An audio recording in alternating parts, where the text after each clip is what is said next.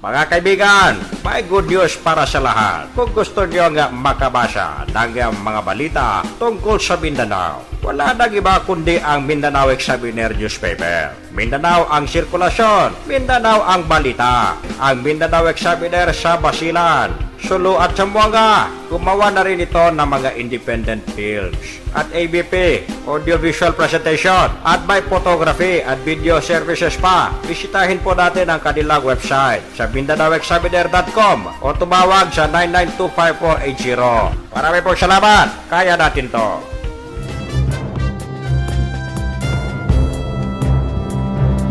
Alright, yuhuu!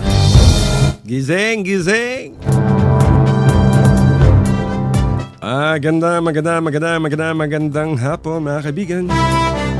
Welcome sa ating programa, ang Radyo Mindanao, dito lamang sa Radio Philippines Network, DXXX. 1008 sa inyong AM band dyan sa Zamboanga City. At napapakinggan tayo sa Shortwave Radio 2. Ito po niyang abalingkod, Fafaal, nagsasabing isang napakagandang araw sa inyong lahat. Sa Basilan, Sulu, Tawi-Tawi, Sabah, Malaysia. At syempre sa Central Mindanao, napapakinggan tayo ng napakalakas dyan. Sa Kidapawan, Coronadal, North Cotabato, Jensan, Maguindanao, Cotabato City, at sa iba pang bahagi ng ating rehiyon.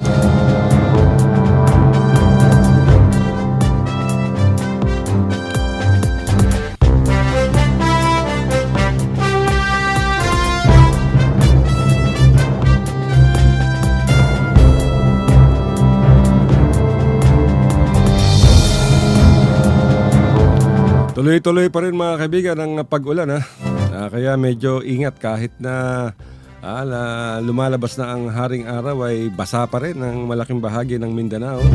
Kahit wala na yung low pressure area ay dama pa rin natin ang pag-ulan.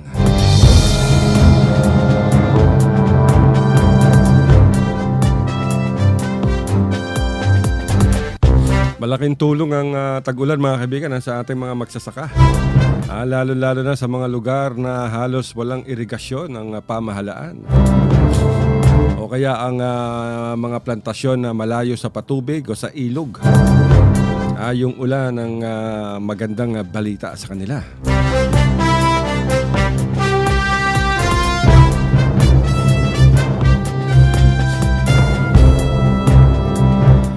Dumating na si Tatay Digong. Sa kanyang successful visit sa Laos at sa Indonesia. At maraming sinabi si Tatay Digong mga kaibigan. At meron siyang speech kanina, yung kanyang arrival speech. Kasama yung ating mga mamahayag.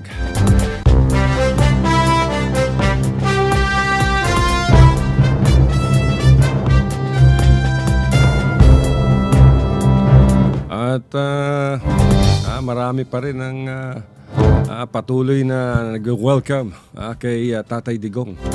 Launa ng madaling araw mga kaibigan, nag-press ko na. Ganyan sana yung ating mga lider sa pamahalaan. Walang oras na tinitignan. Mga iba dyan wala pang alas 5, wala na sa kanilang mga tanggapan. Lalo-lalo na yung mga empleyado ng pamahalaan. Wala pang alas 5, alas 4:30 pa lang, nagme-makeup na yung mga babae. Alas 4:30 pa lang, malinis na yung mga mesa ng mga lalaki.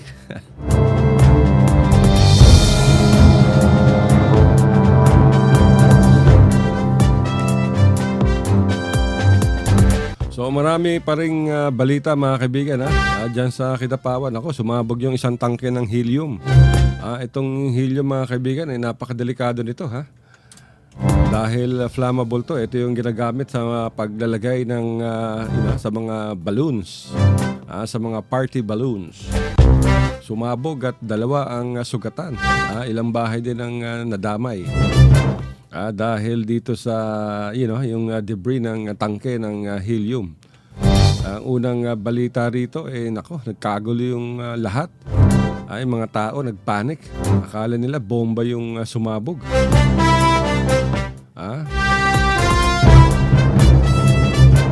Yung pala tangke ng helium. Ang una pang report dito oxygen tank. Hindi yata alam ng mga iba kung ano yung kaibahan ng helium at ng oxygen. Dalawa ang kumpirmadong sugatan, mga kaibigan.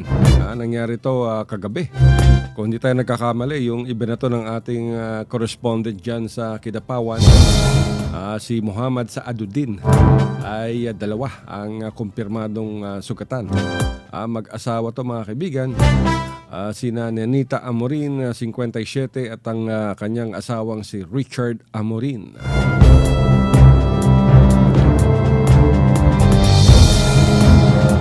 At sa naturang imbestigasyon ng pulisya ay nire-refill umano ng may-ari na si Juhar Kamad itong helium tank. Kaya maaaring sumobra. Hindi pa natin malaman ang dahilan ng pagsabog, mga kaibigan. Dahil iniimbestigahan pa ng mga otoridad ang naturang aksidente. Naganap to dyan sa Alim Street sa Kidapawan kagabi. Mabuti na lamang at nasugatan lang ako at hindi na puruhan. Dahil kung mga iba yan, ako po, mabutit wala ring apoy, di ba mga kaibigan? Kung may apoy yan, ako po. Kung malapit sa kusina, ako siguradong napakatindi ng problema.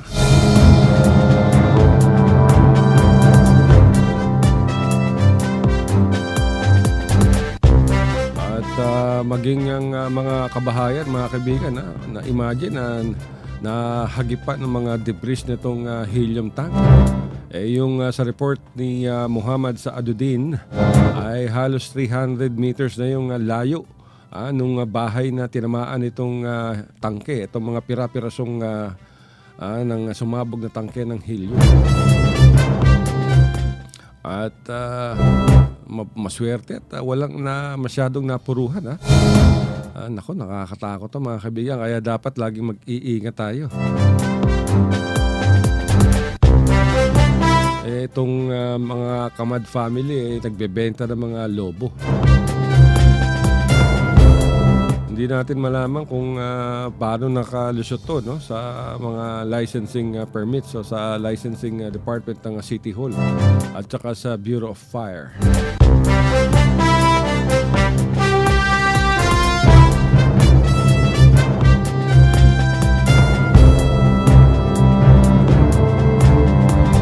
At sa ulat ni Muhammad Saaduddin ay bumagsak. Bumagsak daw itong tangke. Kaya't biglang bumigay. Alam nyo, highly pressurized to Kaya delikado. Imagine, mahagip ka ng pira-pirasong bakal mula dyan sa sumabog na tangke. Naku po, nakakatakot. Kaya't mabuti na lamang at walang masyadong naging casualties, kundi dadalawa lamang. At walang mga bata. Tignan natin, mga kaibigan, kung makaka-hook up tayo sa yung binigay ni Tatay Digong na speech niya kanina. At kung makaka-hook up tayo sa RTVM o kaya sa PTV, sa People's Television, ukol dito sa pahayag ni Tatay Digong, mga kaibigan, nang dumating siya. At alam niyo naman, mahalaga itong gusto nating marinig. Ito kay Tatay Digong.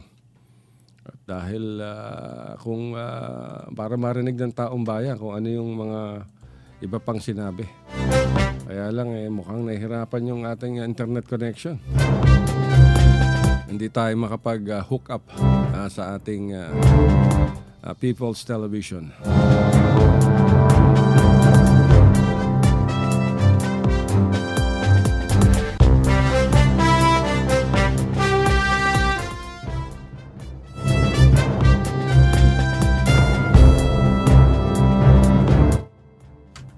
Sinabi rin ni Tatay Digong kanina mga kaibigan, may pagbabanta na naman siya dito sa nasa likod ng bombing sa Davao City noong September 2, Friday. At may day of reckoning na naman. At nung isang araw lamang mga kaibigan, dinakip ng pulisya ang itong mayor, vice mayor ng Maguindanao na si Abdul Wahab Sabal. At tatlong kasamahan niya pa mga kaibigan. Ako. Kaugnay ito. Alam niyo mga kaibigan, itong si Sabal ay unang binanggit ni Tatay Digong na kasama sa kanyang mga listahan na di umano'y may kinalaman sa droga. At kagagaling lamang ni Sabal sa Maynila at bumalik to. Ito sa Cotabato at doon na to dinakip.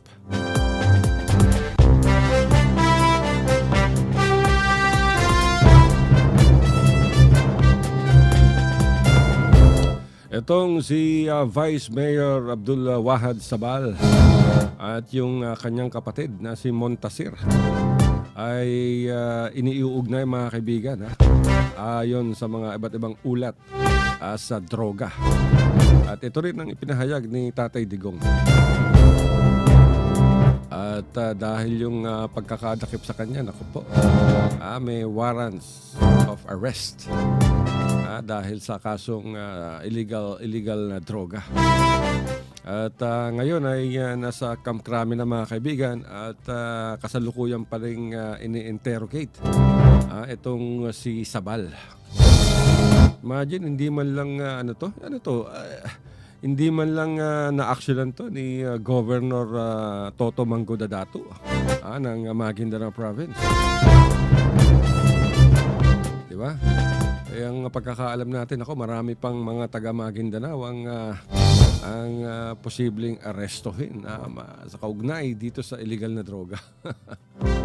Yari kayo. At dinakip tong si Sabal mga kaibigan.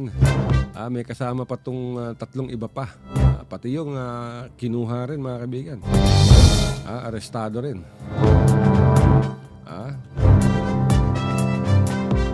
Ito'y matapos na madakip sa North Cotabato yung isang sa mga tauhan ng magkapatid na bomber, bomb maker, dyan sa bayan ng Mlang. Pero bago pa man lusubin ng mga pulis at sundalo itong hideout dyan sa Mlang, ay nakasibat na yung dalawa at naiwan yung isa, yung isang tauhan. At nakuha sa lugar yung isang granada, mga piyesa sa paggagawa ng bomba, at mga cellphones. Nako. Ito kapapanaog lamang ni Sabal mula sa isang commercial plane mga kaibigan nang ito'y arestuhin.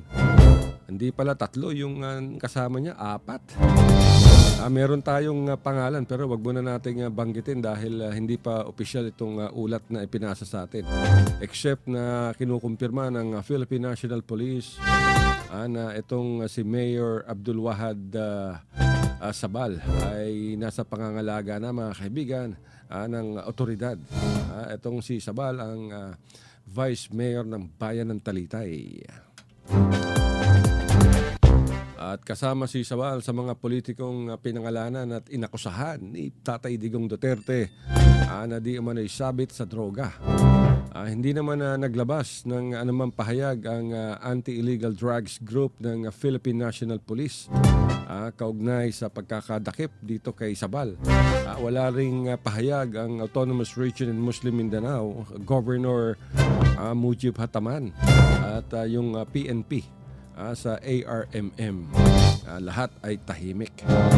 Itong Maguindanao mga kaibigan, isa to sa mga 5 lalawigan ng Autonomous Region in Muslim Mindanao.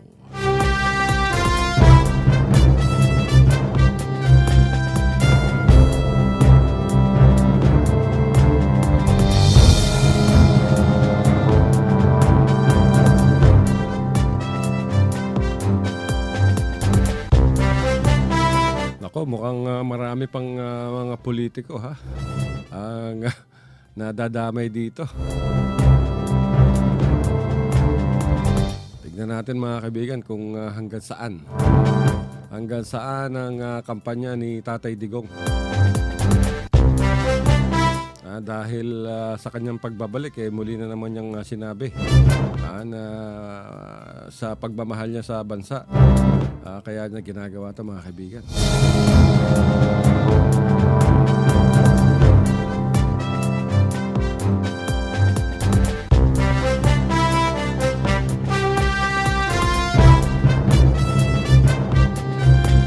Sa ibang bahagi ng bansa mga kaibigan, ganoon pa rin, tuloy-tuloy pa rin yung operasyon ng ating kapulisan laban dito sa illegal na droga. Alam niyo naman pag sa droga talagang mahigpit ang kautusan ni Kuya Bato de la Rosa. At pati na rin yung mga kondominium ay talagang pinatututukan na rin mga kaibigan. Kita niyo naman basta sa droga walang walang sacred cow dito. Nung isang araw lang bumagsak sa kamay ng mga operatiba ng pinagsanib na puwersa ng anti-illegal drugs at ng group at ng Special Operations Unit ng Quezon City Police District. Ang umano'y nagpakilalang half-brother ni Lea Salonga na sinasabing isa sa mga distributors ng umano'y ecstasy. Itong ecstasy mga kaibigan, ito yung ginagamit ng mga celebrities, mga party drugs. At bukod dyan kay Philip Salonga na nagsabing half-sister niya si Lea Salonga ay may kasamahan pa to. Dalawa pang kagrupo nito ang nadakip. Inamin mga kaibigan nitong si Philip Salonga na nagbebenta nga siya ng ecstasy. Alam niyo kung magkano halaga ng ecstasy? Bawat isa, 1,200 pesos. Ang ecstasy, pag nakainom ka niyan, iba ang feelings mo. Hindi ka napapagod, lagi kang masaya, at hindi ka nalalasing. Kaya ito ang paborito ng mga mayayaman. Kung may hirap yan, shabu-shabu lang at damo.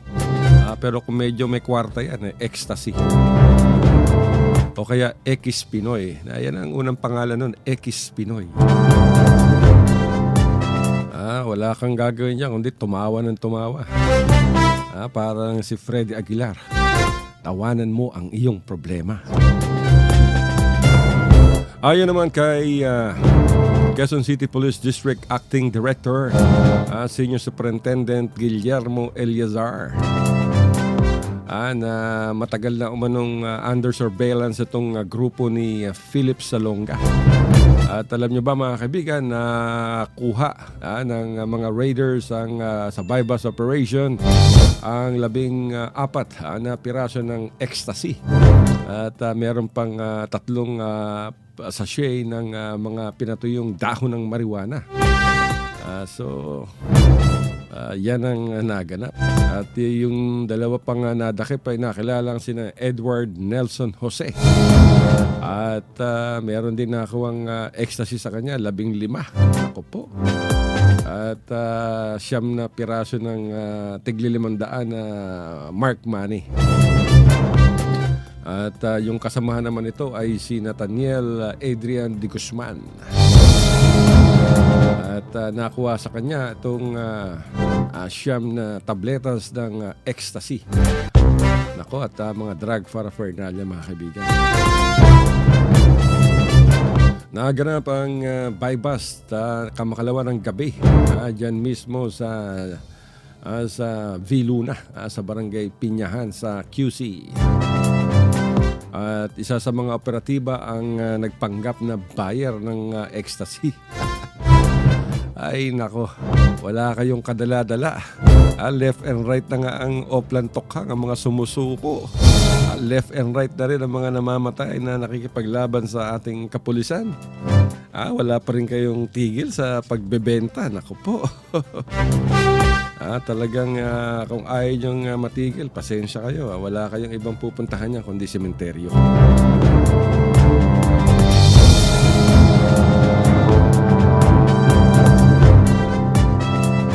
So yan ang nangyari mga kaibigan. Di umano'y utol nitong si Lea Salonga, si Philip at dalawang iba pa arestado. Ang daming kaguluhan sa Maynila.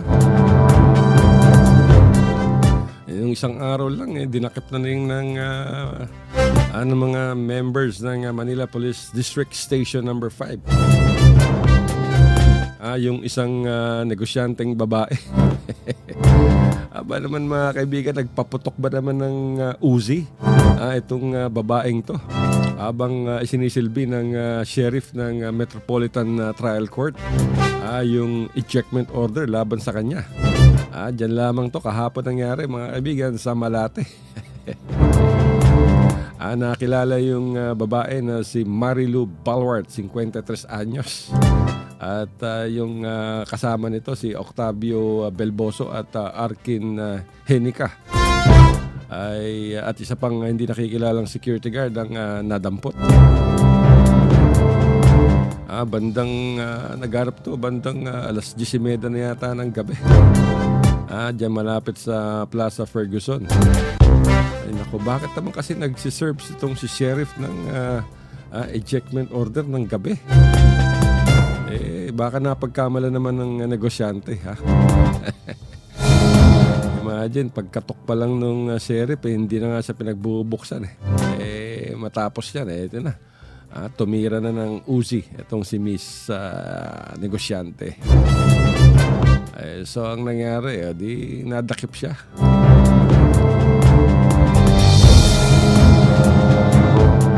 Ang masakit nito, maharap siya sa attempted murder nito, di ba? Kasi pinagtangkaan niya ang buhay ng sheriff. Okay, attempted homicide. Depende to sa, sa prosecutor o sa pulisya kung paano ang pagsasampa ng kaso. Anyway mga kaibigan, mag-commercial break muna tayo. Mga kaibigan, may good news para sa lahat. Kung gusto niyo nga makabasa ng mga balita tungkol sa Mindanao, wala nang iba kundi ang Mindanao Examiner newspaper. Mindanao ang sirkulasyon, Mindanao ang balita. Ang Mindanao Examiner sa Basilan, Sulu at Zamboanga. Gumawa na rin ito ng mga independent films at ABP, audiovisual presentation at may photography at video services pa. Bisitahin po natin ang kanilang website sa MindanaoExaminer.com o tumawag sa 9925480. Marami pong salamat. Kaya natin to.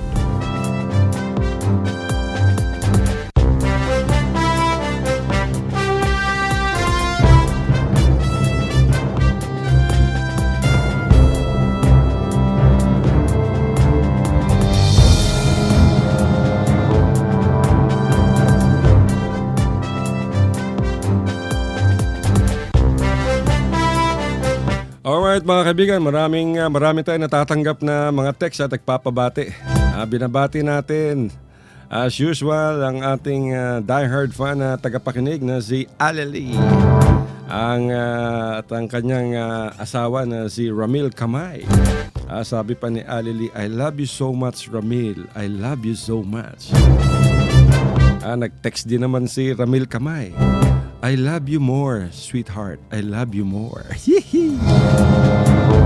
At binabati rin ni Aleli ang kanyang mga kapitbahay dyan sa Baliwasan, sa Zamboanga City.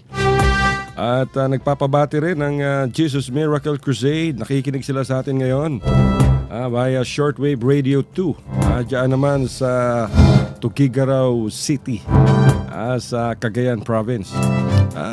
Ano bang balita ngayon sa Subukan nga natin tawagan kung available tong si Brother Danny Cuarteros ng Jesus Miracle Crusade at tignan natin kung anong latest. Baka pumanik na naman to sa kampo ng mga rebelde at doon at nagkrusada.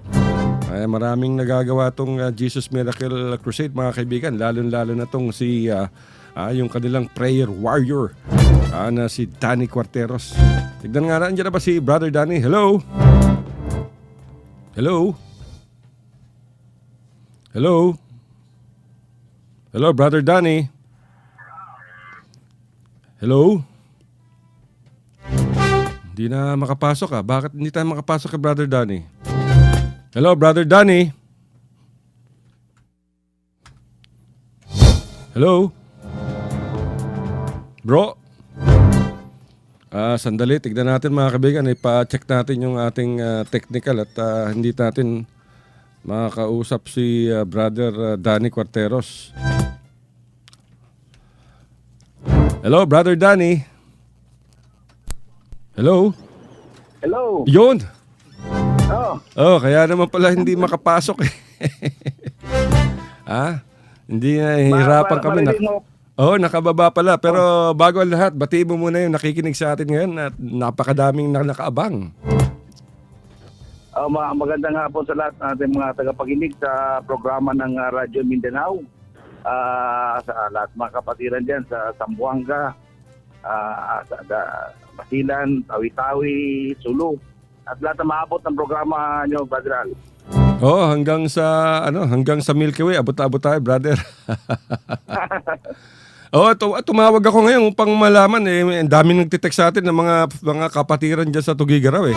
Gusto naming malaman ano na ang latest natin ngayon diyan, Brother Danny, ang krusada at Bible study ng Jesus Miracle Crusade. Bali nung nakaraang linggo, after nung nag-usap tayo, kinabukasan successful yung ating Bible study doon sa may Fiery, katabi lang po ng Sinundungan Valley, yung Kalasitan, Barangay Kalasitan. At marami po yung dumalo at yung lugar na yun, sabi nga ng kapitan doon na nandoon na mamalagi yung mga rebelde doon natutulog sa mga kapaypahayan. Nandoon lang sila sa paligid. Talaga? Nagkaroon ba ng panibagong krusada ang Jesus Miracle? Bali, pag kinabukasan noon, na-resume na natin yung Sinundungan Valley at yung ating contact doon, winarningan ako na huwag magbanggit ng infidel, nandoon lang sila sa paligid.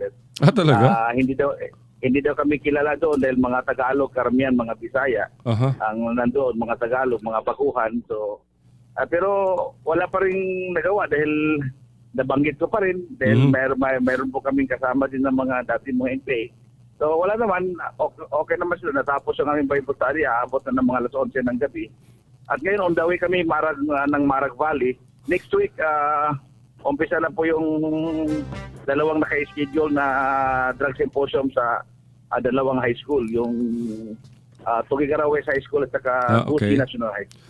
Ano to, every week umakit kayo sa Marag Valley, brother? Every Saturday po. Wow. So gaano karami na ang nabaptismohan dyan? Iba pa yung Sinundungan Valley. Iba po yung Sinundungan Valley. Bali, kung may Camp Aguinaldo, mayroon din Camp Bonifacio. Oo nga. Ibang bundok po yun. Ibang bundok. Dami so sinong commander na naman ang imimit natin doon?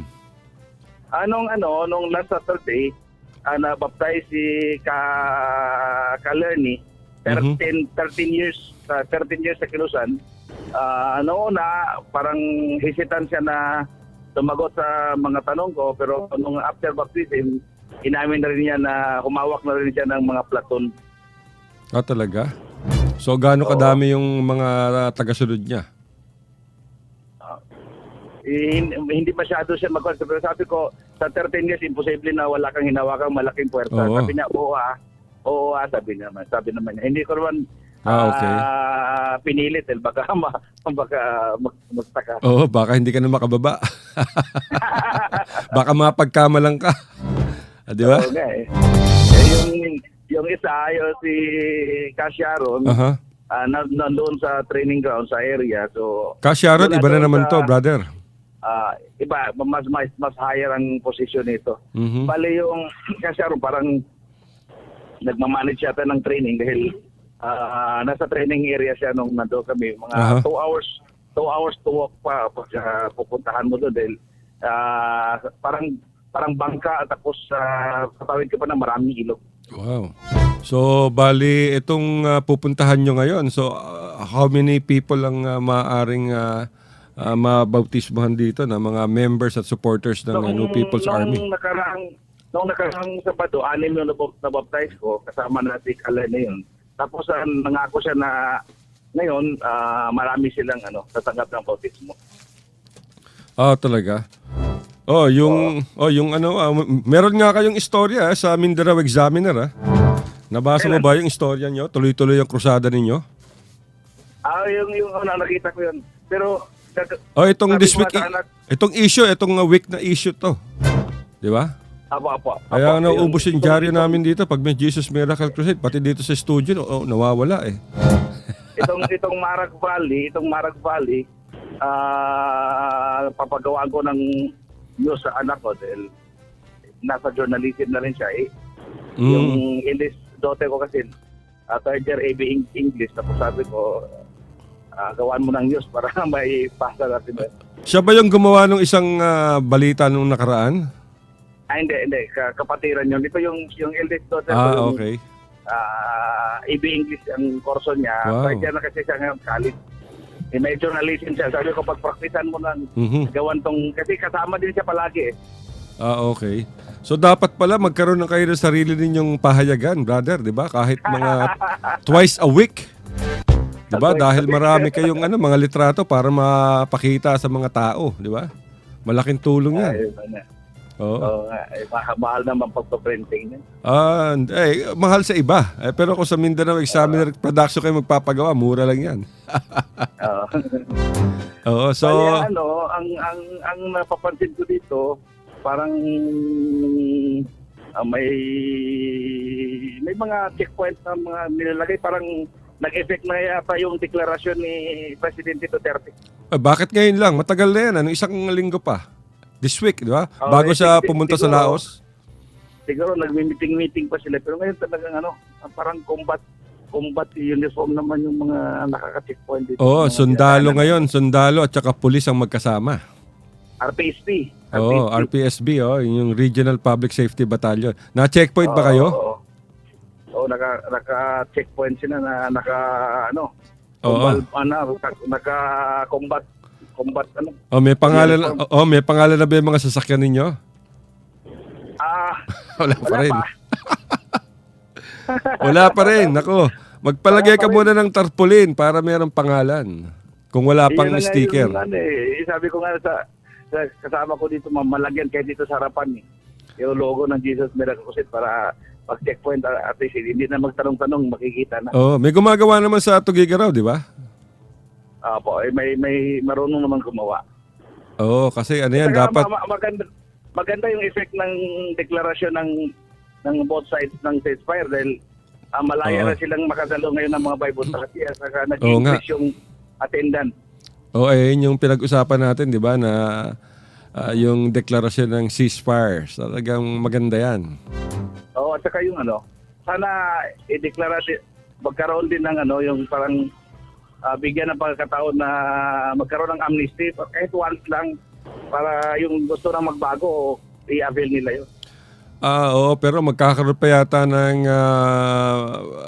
peace talks sa October sa Oslo at diyan na yata pag-iisahin yung ceasefire, pero yung general amnesty siguro medyo matatagalan pa yan dahil mahigit na 500 pa yung political prisoners at kailangan makasigurado yung pamahalaan bago pirmahan ni Tatay Digong yung general amnesty. Baka pagkapirma niyan siyempre lalabas ang bilangguan niyan tapos biglang mabasyo yung peace talks, di balik bundok na naman ng mga yan. At saka okay rin yung matagal-tagalan para masuyod pa namin ng Bible study yung mga matitigas pang puso. Pero whether with or without general amnesty, I'm sure yung Jesus Miracle at yung grupo mo talagang sumusuyod dyan. Sabi ko nga sa kanila, kahit hindi kayo bigyan ng amnesty ng gobyerno, malapit noon siya ang nagbibigay ng amnesty. Tama, oo.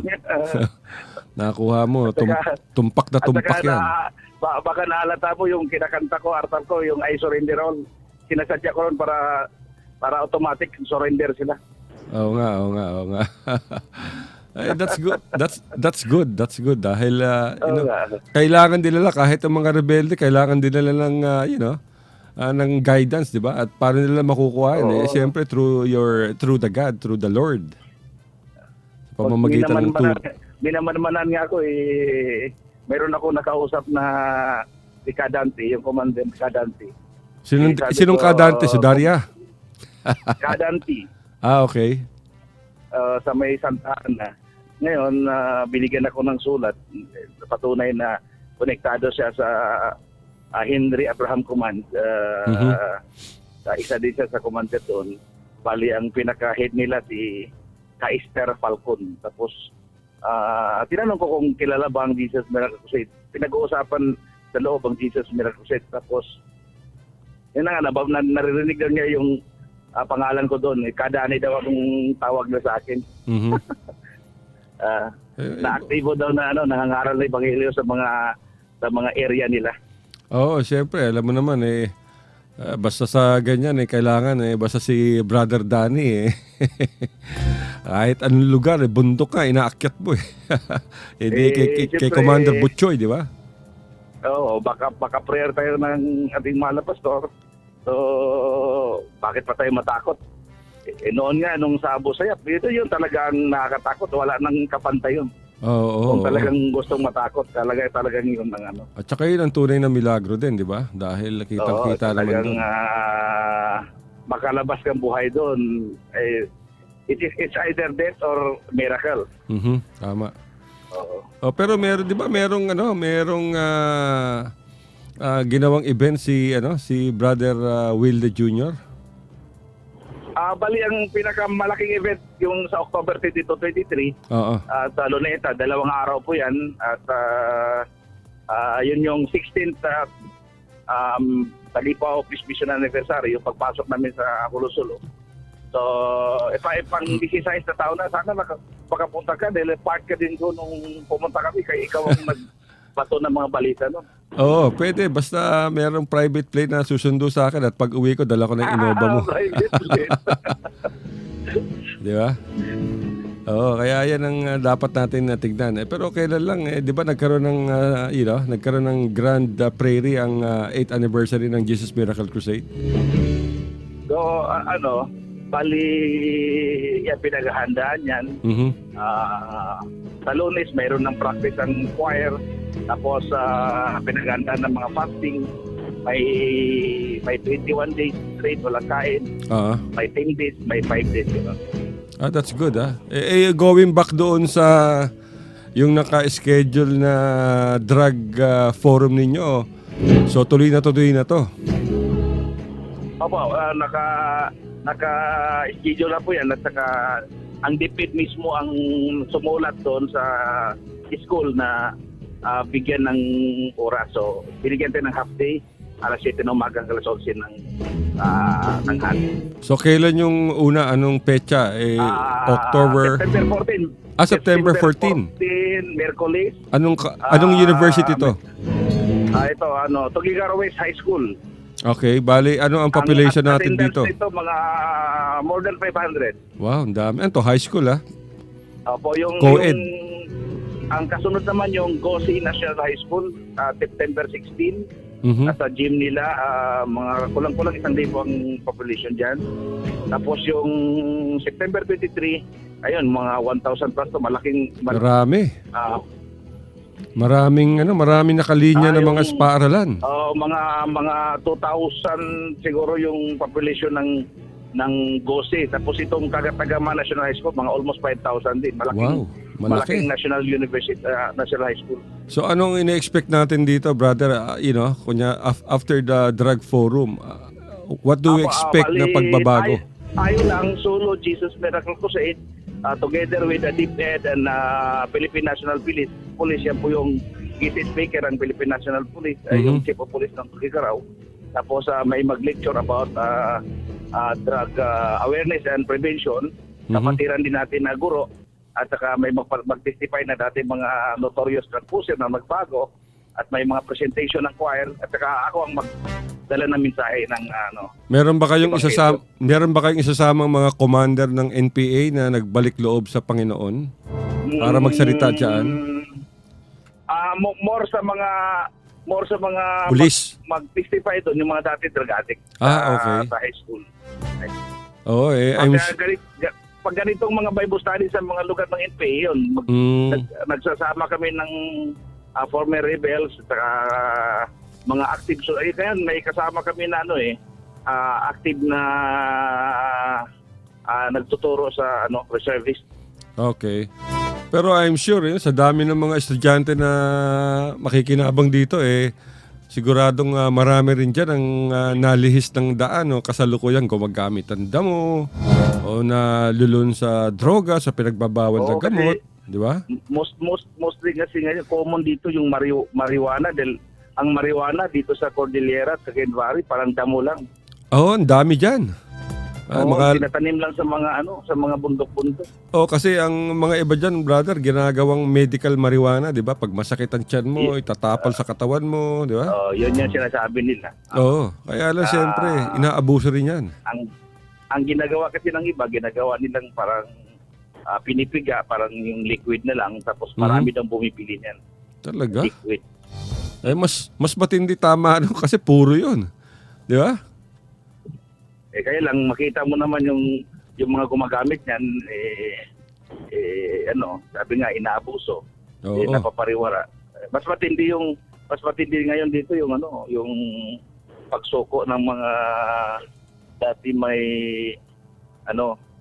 yung mga user ng shabu talagang nagsisuko sila dahil sabi nila pagkakataon na daw to para ma-erase yung ang kapangalan nila dahil nakapangalan talaga sila mayroon talaga sila watchlist Watchlist. So binigyan kasi sila ni Digong ng parang amnesty basta sumuko erase yung pangalan. Oo nga pero kailangan dyan talaga pag sumuko sila sa Oplan Tokhang hindi na sila babalik sa kanilang masamang bisyo.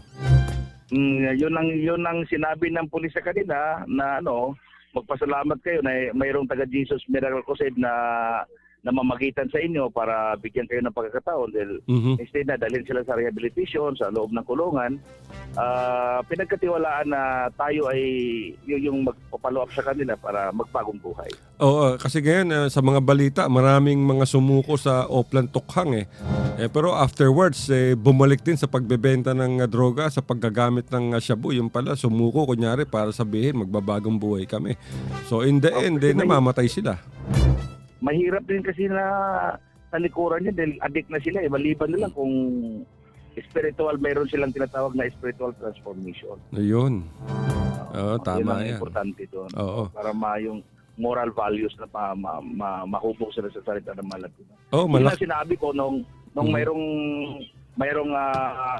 formal surrender mga 100 plus po yung nandoon yung mayor ng Tugigaraw. Ako ang closing prayer. So bago ko nag-closing prayer, sabi ko, hindi po tayo nagtatapos dito sa pagsuko nyo. Kailangan maglingkod ko sa Diyos. Hindi ng demonyo sa tabi ninyo ng tukso. Yung during the campaign, dami mga politikong nagpabautismo Pero after election, mukhang nawala na yata sila. At least may effect. Dahil after election, tahimik lang sila. Dati kasi pag after election, nandyan yung hindi matatanggap, tapos banta na may pataya dahil dinaya daw. Ngayon after ng election, yung mga natatalo at saka may natalo, tahimik lang, wala namang Talaga? Maganda at least may effect. Malaki yung epekto kung gano'n, di ba? Kasi may mga tauhan, may mga bodyguards to may mga hawak ng mga private armies Nako. Lalo na yung mga tumatakbong gobernador. Pagkatapos na natalo siya, pupunta ng Amerika. Baka natakot na kita Tatay Digong. Baka natakot kita Tatay Digong kaya tahimik. Di ba? Yung iba, yung madaldal, yun yung mga hindi nabautismuhan. Dinaya daw sila. Pero yung mga nabautismuhan na hindi pinalad, mga kalahati din siguro na hindi pinalad, tahimik lang. Yung mga pinalad, nagpasalamat, bumalik sa chapel. Pasalamat. Ayan, alam mo naman mga politiko, isang beses lang dumadalo yan sa banal na gawain pag-eleksyon. Pag malapit na eleksyon. kaya siguro, brother, sa susunod, medyo laliman mo yung swimming pool mo dyan. mga 6 feet para hirap silang umangat. Talagang hindi nila malilimutan yun. Mayroon namang Kristyanong nagpapakita lang pagka Pasko, di ba? Yung yearly lang yung pagsamba nila. Iba naman na pag Biyernes Santo, nagpapapako sa cross. Mhm. May iba't ibang klase. Ay, Meron bang, namang, oo. Yan bang mga nagpapapako sa krus, itong mga ginagawa ng mga iba tuwing mahal na araw, ginagawa rin ba to ng Jesus Miracle Crusade o hindi? hindi na kailangan yun. Yung nagpapako sa cross, yung mga taong hindi kontento sa ginawa ng Malapino, parang akala nila, yun na lang ang gagawa. Mhm. So ano ang ginagawa ng mga Jesus Miracle Crusade members kapag mahal na araw? Ganon pa rin, nagkukusada, Okay. nag-ayuno para magkaroon ng kaligtasan ng tao. Ipaliwanag ang tamang kahulugan kung bakit nagpapako si Kristo. Sa ganun lang. Itong ayuno nyo, ilang araw to? Oh, Fasting, di ba? Fasting. Panahon naman ng Pasko, instead na yung ginagawa sa iba, namili ng mga bagong, kami naman namimigay ng regalo Ay, na naku. walang inaantay na kapalit. Ah, Mahirap kasi yung ugali ng Pasko ngayon, namimigay, ang binibigyan yung mayayaman din para may pang pampalit na ano. Pupunta ako dyan sa Pasko. Sa Tugigaraw. Pero unahin ko muna yung Amoranto bago sa Tugigaraw. Sige. Para sa Luneta, mas maganda pag kahit masilayan mo yung last day, talagang Depende. kapahagi ka to. Siguro inaantay ko lang naman si Pogs Al, si Pastor Wilde Jr. Pag siya na naging publisher, di madali ng pag-usapan niya. Wala, puro drawing lang . Kaya yun na sinusuyod na natin lahat. Lahat na mga sinasabi nilang red area, halos konti na lang yung hindi natin napasukan, yung hindi namin napasukan, yung hindi talaga walang access na kalsada. So paano yan? Kung walang access, ano to, lakad? Nagpinala ko ng helicopter siguro. Okay. Helicopter Oo, medyo mahal yan. Ba't di na lang yung medyo mura-mura? So nasaang bahagi na kayo, brother, ngayon ng Cagayan? Naglalakbay kayo, nasa lugar na kayo? Malapit na kami ng part ng Apayao, tapos pagpasok na ng Apayao, yun na yung Lona, tapos mga 30 minutes o more than 30 minutes, papasok na kami ng Marag Valley. Wala na tayong signal doon. Pag namatay na ako sa ere, ibig sabihin, nandito na kami sa area. Hindi ka naman mamamatay sa ere. Ayoko mamatay ka sa ere. Gusto ko mawala ka lang sa ere. Dahil yung Innova nandiyan pa . Kasi nandito kami, ang nilalakbay namin, dati mga kwarto mga critical lugar. Kaya ngayon, yung mga wala na kasi critical ngayon dahil pag nalaman nilang na may Jesus Miracle kasi nagsipasukan na rin yung mga business. Yung mga truck na nagbibinta ng mga goods. Pag alam nilang may paibot sa atin, sumunod din sa amin . Bali, ilan ang dala-dala mong mga members ngayon, brother? Mga kuwan kami, mga ilan tayo? Mga 2 sasakyan, 2 pick-up. Wow. May pagkain. Siguro mga 30. Dami. Maraming mga choir ng mga kabataan kasi alam mo naman, ang Communist Party of the Philippines, ang National Democratic Front, ginagamit nila yung kabataan. So, tinapatan din natin ng mga kabataan na totoong pag-asa ng bayan. Okay. Mabuti yan. Mga high school to, mga scholar. Hindi basta-basta mga kabataan to. Nangunguna sa eskwelahan. Yan ang maganda dahil habang nasa murang gulang sila, murang kaisipan, ay nahuhubog mo na. Kung ano yung kahalagahan ng, ng relihiyon sa buhay ng isang tao, yung Panginoon, di ba? Oo po. Kasi, at saka hindi naman kami nagpo-promote ng relihiyon, bali relasyon lang. Relasyon. Relasyon. Makipagrelasyon sa Diyos. Relasyon, relihiyon. Saka, pareho din, di ba? Kasi yung mga may edad na kasi, hindi na kaya yung maglalakbay kasi yung mga tuhod nila mayroon ng mga rheuma at saka arthritis. So, kailangan wag na silang kumain ng paklay. Yeah? So ang ginagamit ko yung mayroon mga 12 years old, 15 years old, ganyan. Mayroon namang college, 17, 18. Mabuti. Mga choir lahat ito, mga choir. Okay. Andiyan dyan ba si Sister Jenny? Hindi pwedeng maiwan to dahil pag wala to, para akong nagsapatos na kanan lang ang sinuot ko, naiwanan yung kaliwa. Tsaka yung mga bata, di ba? Yung apat kong mga bata, yung mga manunugtog tong dalawa, baista at saka drummer. Yung dalawa namang babae, singer. Nako. Soloist. Songer. Ay, talagang magaling, ha? So ano ang meron ba tayong dalang mga pagkain para sa pagmamaya?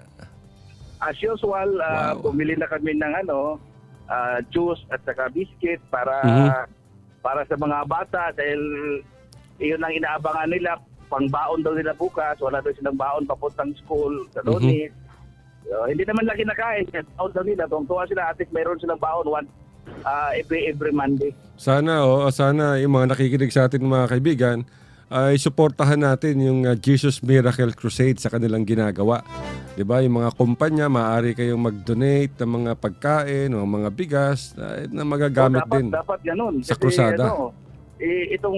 Nadudurog yung puso ko pag makita ko sila na binibigyan ko sinisiktik lang sa pulsa dahil baon daw sa school. Oo nga. Kaya tapos yung napasok ko yung eskwelahan nila lupa yung sahig. Tapos yung upuan parang mga logs, yung hindi talaga upuan. Kawawa naman sana manawagan ka brother ngayon. Manawagan ka ngayon, bigyan kita ng oras na manawagan sa mga may kakayahan na magbigay. Lahat ng mga nakikinig sa programang ito, patuloy po kayong sumusuporta at hanapin po niyo ang Jesus Miracle Crusade sa Zamboanga. Nandiyan na po yan sa harap na Integrated Bus Terminal sa may Barangay Bualan ng Jesus Miracle Crusade. May pagtitipon po tayo dyan. Araw po ng bukas, linggo, buong araw po yan. At panoorin po sa mamaya sa television sa PTV4, alas 11 ng gabi sa PTV television sa television ng bayan. At salamat din sa Radio Triple X, sa iyo Badral at sa lahat na nakikinig. Pagpalain po tayong lahat sa malapay noon. Si Sister Jenny, hindi ba magsasalita? Ito yung makikita ko yung litrato ni Sister Jenny, laging naka-smile. Talagang kita mo naman, walang ka wrinkles yung kanyang mga mukha. Ha? Andiyan ba? Mahihain daw siya, mahihain. Okay. Wala na tayong oras. Anyway, yung mensahe mo, brother, bago ka magpaalam at magpunta dyan sa Marag Valley na naman, maraming nakikinig sa atin ngayon. Himukin mo na maging bumalik loob sa Panginoon. Baka-prayer po kami dahil ang ating pong ginagawa ay para po sa kapayapaan. Habang ating gobyerno naghahanap po ng paraan para wala ng gera, kami naman ay kumakatok sa bawat puso ng ating mga kababayan na nasa kilusan na ihinto na yung gera at magtulungan tayo at makamtan natin ng tunay na kapayapaan at umunlad ang ating bayan. Alright, maraming salamat Brother Johnny Cuarteros at Sister Jenny. Thank you po, Brother Al. At sana mag-ingat kayo dyan sa inyong paglalakbay. Thank you po. At more power. Maraming salamat. Bayan mga kaibigan, napakinggan nyo ang si Brother Danny Cuarteros, ang isa sa mga magigiting na prayer warrior ng Jesus Miracle Crusade. Ako, papasok na naman sa lungga ng New People's Army upang dalhin sa kanila sa mga rebelde ang salita ng Panginoon. At napakalaking tulong ang ginagawa ng Jesus Miracle Crusade mga kaibigan sa ating pamahalaan dahil ang pagbibigay ng salita ng Diyos talagang malaking bagay yan at napakaswerte ng ating mga mamayan dahil mayroong Jesus Miracle Crusade. Wala na tayong oras. Naku po, ang bilis ng kalahating oras na kagad yung ating panayam sa Jesus Miracle Crusade.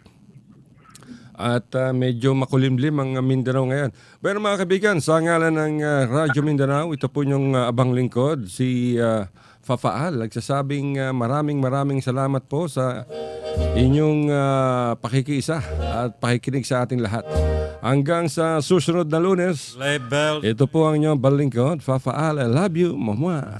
In the lane, snow is glistening, a beautiful sight, we're happy to